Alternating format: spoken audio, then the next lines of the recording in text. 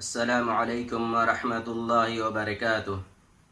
الحمد للہ رب العالمین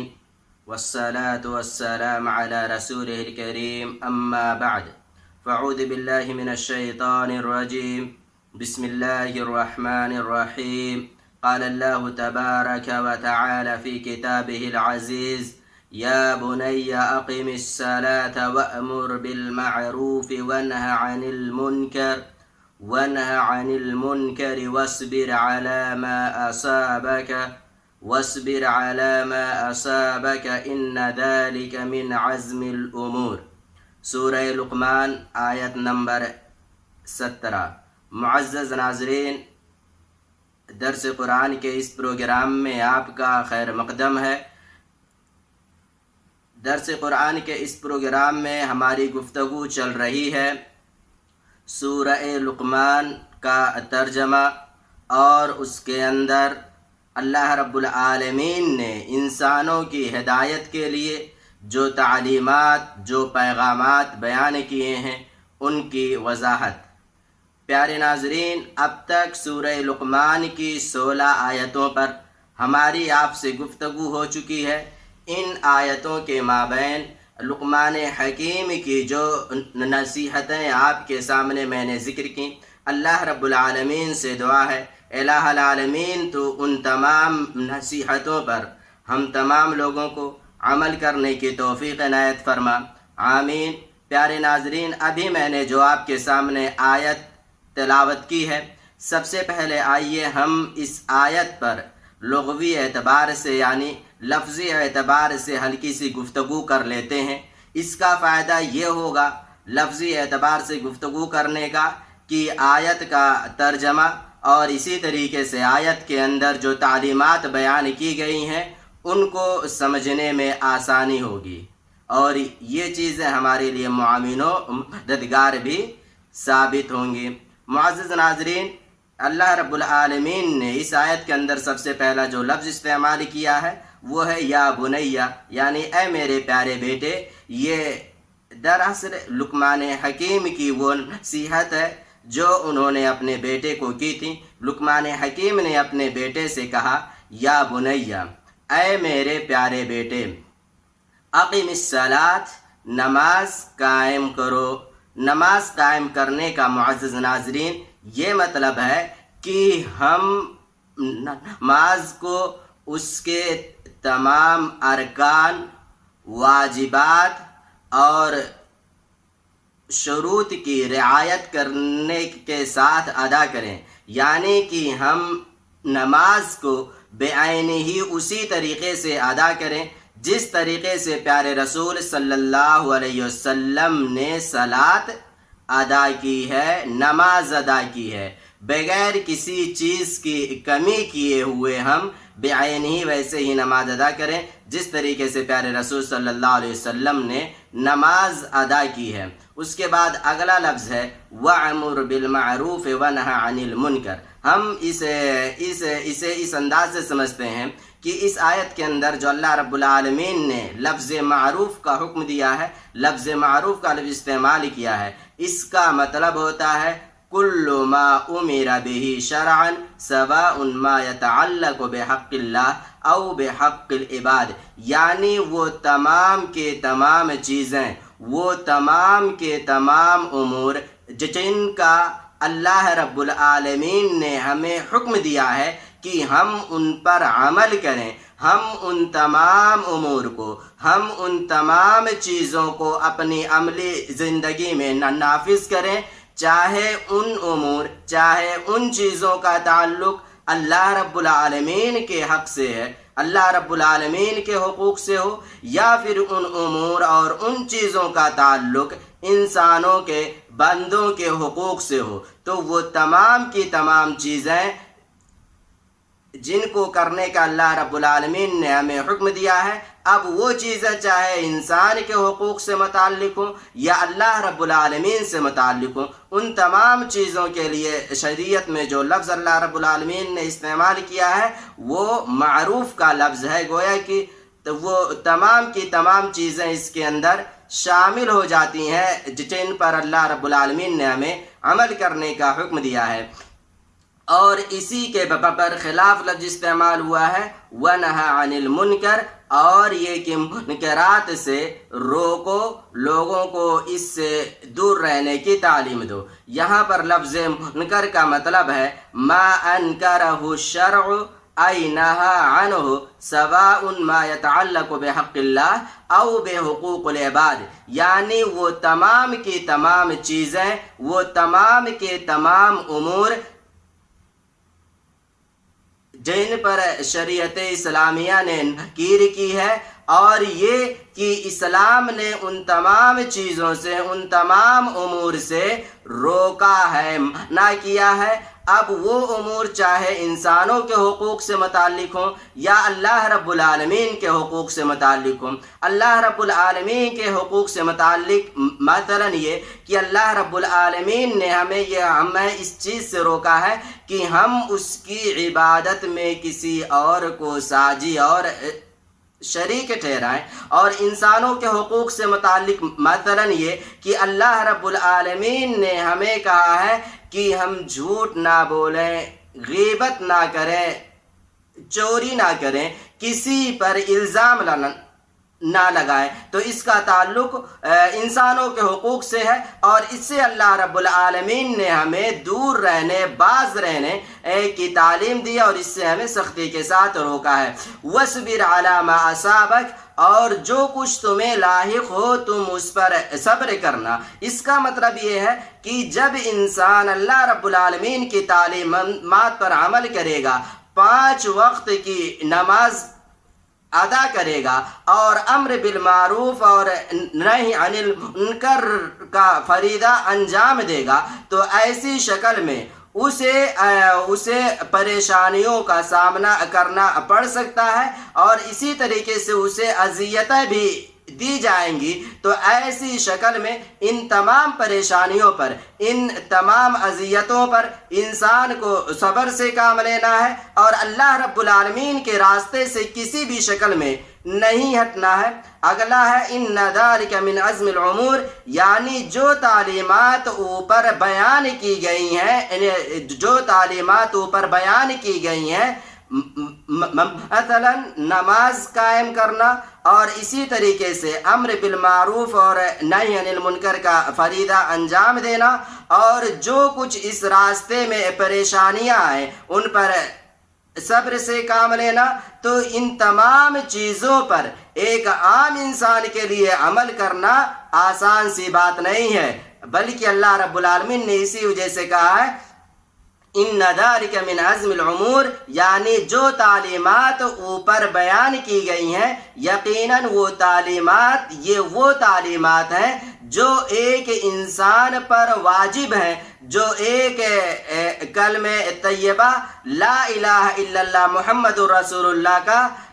اقرار کرنے والا ہے، اس پر یہ تمام کی تمام چیزیں واجب ہیں۔ اور اسی طریقے سے ان تمام چیزوں پر عمل کرنا، یہ تمام کی تمام جو چیزیں ہیں، یہ بہت تاکیدی کاموں میں سے ہیں، بہت تاکیدی کاموں میں سے ہیں۔ اس وجہ سے ایک انسان کو اس پر حتی الامکان عمل کرنے کی ان تمام امور پر کوشش کرنی چاہیے۔ پیارے ناظرین، اب آئیے ہم جو آیت میں نے آپ کے سامنے تلاوت کی ہے،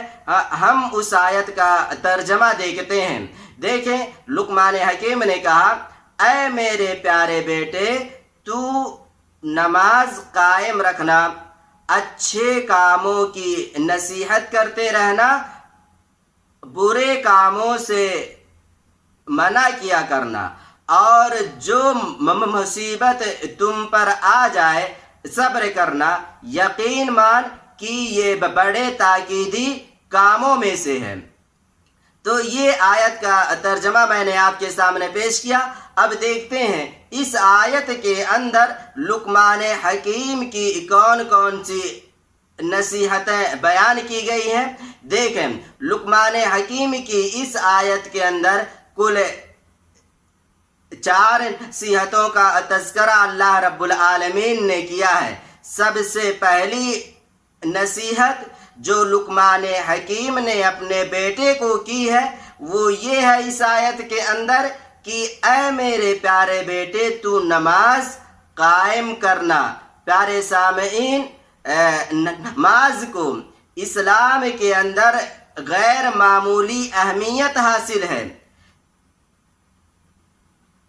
نماز اسلام کا دوسرا رکن ہے۔ اس کے تعلق سے کافی قرآنی آیات اور اسی طریقے سے بہت ساری احادیث موجود ہیں جو اس کی اہمیت کو واضح طور پر بیان کرتی ہیں۔ چنانچہ اس کی اہمیت کا اندازہ آپ اسی بات سے لگا لیں کہ جب تک ایک انسان کی سانس چل رہی ہے اور وہ بالکل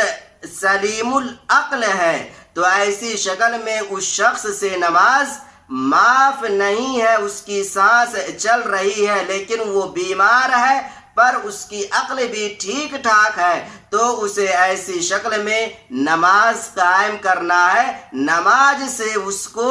کوئی مفر نہیں ہے۔ اگر کھڑے ہو کر کے نہیں ادا کر سکتا تو وہ بیٹھ کر ادا کرے گا، بیٹھ کر ادا نہیں کر سکتا تو پھر لیٹ کر ادا کرے گا، لیکن اسے بہرحال کسی نہ کسی شکل میں جب تک اس کی عقل ٹھیک ہے اور اس کی سانس چل رہی ہے اسے نماز ادا کرنا ہے۔ اس وجہ سے ایک والدین پر یہ ذمہ داری عائد ہوتی ہے کہ وہ اپنی اولاد کو، اپنے بچوں کو نماز کا پابند بنائے اور انہیں نماز کی تعلیم دے۔ جب ایک انسان ابتدائی عمر سے ہی چھوٹے ہی سے کسی چیز کا پابند ہو جاتا ہے، جب ایک شخص کو بچپنے سے کسی چیز کی عادت ہو جاتی ہے تو پھر وہ عادت اخیر عمر تک چھوٹ جائے بہت مشکل ہوتا ہے۔ اس وجہ سے ہمیں اپنے بچوں کو نماز کا پابند بنانا چاہیے اور انہیں نماز ادا کرنے کی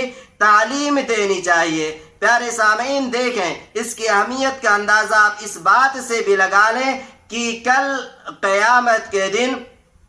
اول ما یحاسب به العبد یوم القیامہ الصلاۃ، کل قیامت کے دن حقوق اللہ میں جس چیز سے متعلق اللہ رب العالمین سب سے پہلے سوال کرے گا، حساب و کتاب کرے گا، وہ کوئی اور چیز نہیں ہے بلکہ وہ صاف طور پر حدیث کے اندر بیان کی گئی ہے، حدیث صحیح ہے، اور وہ چیز ہے نماز۔ یعنی سب سے پہلے کل قیامت کے دن اللہ رب العالمین نماز سے متعلق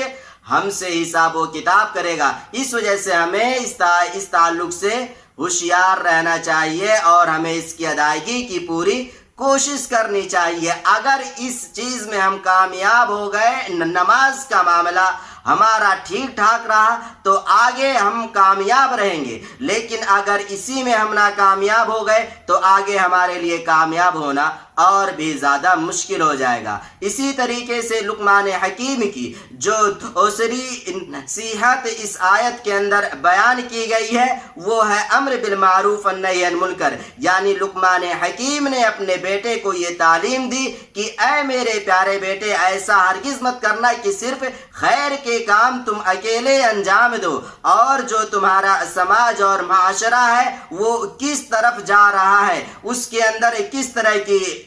برائیاں پھیل رہی ہیں، تمہیں اس کی خبر نہیں، یا تمہیں اس کی خبر ہے لیکن تم اس سے لوگوں کو باز رہنے کی تعلیم نہیں دیتے ہو۔ ایسا نہیں ہے بلکہ تم امر بالمعروف والنہی عن المنکر جیسا عظیم فریضہ بھی انجام دینے کی پوری کوشش کرنا، یعنی جہاں تم اپنے آپ کو اسلامی تعلیمات پر عمل کرنے کا پابند بناؤ، وہیں پر جو تمہارے معاشرے کے اندر افراد موجود ہیں تم ان افراد کو بھی اسلامی تعلیمات پر عمل کرنے کی تعلیم دو، عمل کرنے کا پابند بناؤ، اور اسی طریقے سے وہ تمام چیزیں جو اسلام کے خلاف ہیں، جو اسلامی تعلیمات کے خلاف ہیں، اور ان تمام امور سے اللہ اور اس کے رسول صلی اللہ علیہ وسلم نے باز رہنے کا حکم دیا ہے، تم ان تمام امور سے اپنے معاشرے کے جو افراد ہیں ان تمام افراد کو ان تمام امور سے باز رہنے کی بھی تعلیم دو، کیونکہ صرف اکیلے خیر کے کام پر عمل کرنا اور لوگوں کو خیر کے کام پر عمل کرنے کی تعلیم نہ دینا یہ اسلامی تعلیم نہیں ہے، بلکہ اسلامی تعلیم یہ ہے کہ آپ خود بھی خیر کے کام پر عمل کریں اور جو برائیاں ہیں ان سے اپنے آپ کو باز رکھیں، اور اسی طریقے سے آپ کے معاشرے میں جو افراد ہیں انہیں بھی خیر کے کام پر آمادہ کریں، اچھائیوں کا حکم دیں، اور جو اسلامی تعلیمات کے خلاف امور ہیں اسے ان تمام لوگوں کو باز رہنے کی بھی تعلیم دیں۔ پیارے سامعین، پیارے ناظرین، امت اسلامیہ کی ان جملہ خصوصیات میں سے ایک خصوصیت یہ بھی ہے کہ اس امت کو اللہ رب العالمین نے اس لیے نکالا ہے، کنتم خیر امت اخرجت للناس تأمرون بالمعروف وتنہون عن المنکر وتؤمنون باللہ، یعنی تم بہترین امت ہو جو لوگوں کے لیے پیدا کی گئی ہے کہ تم نیک باتوں کا حکم کرتے ہو اور بری باتوں سے روکتے ہو اور اللہ رب العالمین پر ایمان رکھتے ہو۔ سورہ آل عمران آیت نمبر 110۔ پیارے سامعین، اس آیت کی جو تیسری نصیحت ہے لقمان حکیم کی وہ یہ ہے کہ انہوں نے اپنے بیٹے کو اس بات کی بھی نصیحت کی ہے کہ اے میرے پیارے بیٹے، جب تم امر بالمعروف والنہی عن المنکر کا فریضہ انجام دو گے تو ایسی شکل میں لوگ تمہیں پریشان کریں گے، لوگ تمہیں اذیتیں دیں گے اور اسی طریقے سے ہر طرف سے تم پر حملہ کیا جائے گا، لیکن ایسی شکل میں تمہیں کرنا کیا ہے؟ تمہیں یہ کرنا ہے کہ ان تمام چیزوں پر صبر سے کام لینا، اور جو تمہارا اپنا کام ہے، خیر کے کام میں جو تم لگے ہو، خیر کے کام میں تم لگے رہنا، لوگ اذیتیں دیں گے لیکن اس پر تم صبر سے کام لینا، اس کا اجر اللہ رب العالمین تمہیں اپنے یہاں دے گا۔ اسی طریقے سے اس آیت کے اندر لقمان حکیم کی جو چوتھی نصیحت تھی اپنے بیٹے کو، وہ یہ انہوں نے کی تھی کہ اے میرے پیارے بیٹے، یہ جو میں نے تمہیں نصیحتیں کی ہیں یہ تمام کی تمام نصیحتیں بڑی تاکیدی ہیں، یعنی کہ یہ چیزیں اہمیت کی حامل ہیں، تم ان پر عمل کرنے کی کوشش کرنا اور لوگوں کو بھی اسے کار خیر کی دعوت دینا، ان تمام خیر کے کاموں پر عمل کرنے کی دعوت دیتے رہنا۔ تو اس آیت کے اندر لقمان حکیم کی کل 4 نصیحتیں اللہ رب العالمین نے بیان کی ہیں، اور ایک والدین کو چاہیے کہ سورہ لقمان کا بغور مطالعہ کریں، اور اس کے اندر لقمان حکیم نے جو اپنے بیٹے کو نصیحتیں کی ہیں وہ تمام کی تمام نصیحتیں اپنی اولاد کو کریں۔ اللہ رب العالمین سے دعا ہے الہ العالمین تو ہمیں اللہ رب العالمین کی تعلیمات پر عمل کرنے کی توفیق دے اور اسی طریقے سے اسلامی تعلیمات کا پابند بنائے، آمین۔ السلام علیکم ورحمۃ اللہ وبرکاتہ۔